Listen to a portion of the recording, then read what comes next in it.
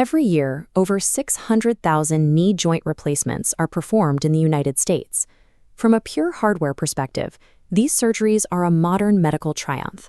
The titanium components, the highly cross-linked polyethylene bearings, and the robotic precision achieve exceptional long-term survivorship. This diagram represents a typical surgical cohort. Despite perfect robotic alignment and flawless implants, nearly 1 in 4 of these patients still experiences chronic pain, severe stiffness, and extreme dissatisfaction after the procedure. An orthopedic implant replaces the bone, but it doesn't dictate how the surrounding biological tissue heals. The perfectly engineered joint is placed into an environment defined by the patient's existing physical and systemic health. To unravel this discrepancy, the orthopedic community relies on the biopsychosocial model. This framework evaluates the biological, psychological, and social factors that influence healing, rather than looking at the knee joint in isolation. Predicting a difficult recovery comes down to auditing these specific physical, systemic, and psychological baselines before a patient ever steps into the operating room. The physical state of the arthritic joint prior to surgery dictates the mechanical limits of the postoperative outcome. Pre-operative range of motion is the single most powerful predictor of success. Clinical data shows that patients who can bend their knee to at least 125 degrees of flexion before surgery are highly likely to regain full movement afterward. But when a knee is anatomically incapable of fully straightening, a condition known as a fixed flexion deformity, the lower extremities biomechanics are severely compromised. This persistent bent posture forces the quadriceps muscle to remain in a state of continuous contraction during walking, drastically increasing the compressive forces on the newly implanted joint. Operating on a chronically stiff knee forces the surgeon to perform aggressive soft tissue balancing and extensive ligament releases just to get the leg aligned. This massive biological trauma triggers an immediate inflammatory response, accelerating the formation of dense scar tissue during the critical early days of healing. A patient's surgical history also alters the local tissue bed. Those who have undergone previous non-arthroplasty procedures, like an arthroscopic meniscectomy, have compromised local microvascularity and face double the long-term risk of implant failure compared to patients with virgin knees. A severely restricted or heavily scarred joint physically traps a patient in a cycle of postoperative stiffness, dictating a grueling and painful physical therapy regimen. Zooming out from the joint to the whole body, systemic vitality plays an equal role in recovery.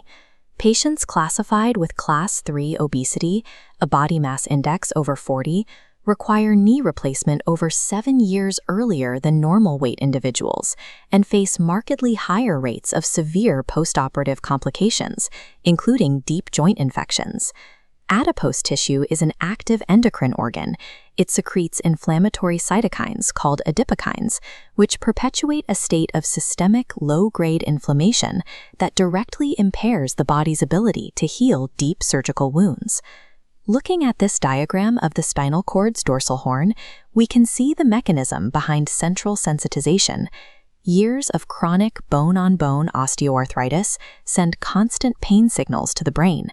Over time, these rapid, repetitive pulses physically alter the central nervous system, leaving it in a permanent state of hyperexcitability. When the arthritic joint is finally replaced, the central neural pathways remain hypersensitive. The brain misinterprets the normal inflammatory pain of wound healing, along with standard physical therapy stretches, as agonizing, unbearable trauma. Standard physical therapy stretches are interpreted by the brain as agonizing trauma.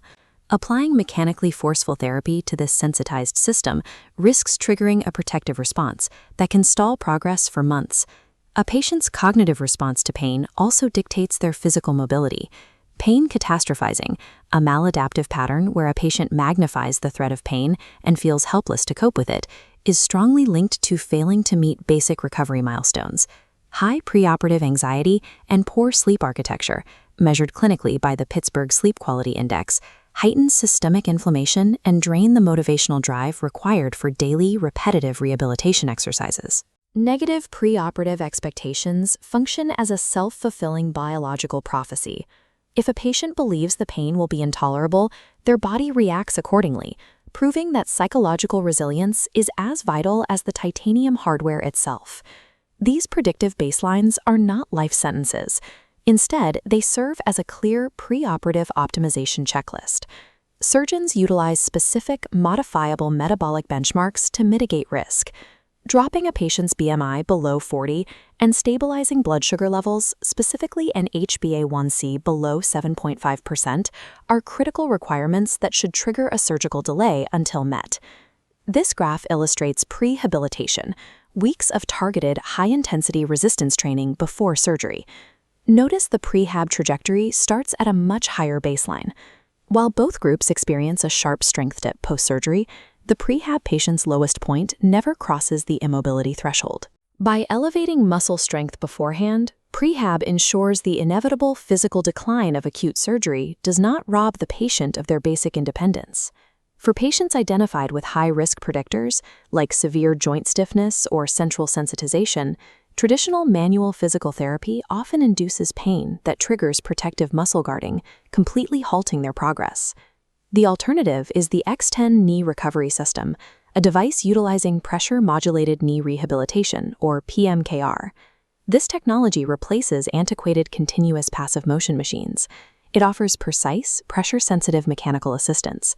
The X10 reads the patient's specific pressure thresholds in real time. It adjusts tension dynamically, allowing the user to gain vital range of motion and rebuild strength without crossing the threshold into physical therapy-induced pain. Recovering at home on a pain-free, patient-controlled machine is the most clinically effective pathway to prevent scar tissue buildup and avoid secondary, traumatic procedures like manipulation under anesthesia. By auditing these baselines and leveraging patient-centric technology, the path from surgery to a high-functioning joint becomes a calculated, manageable process.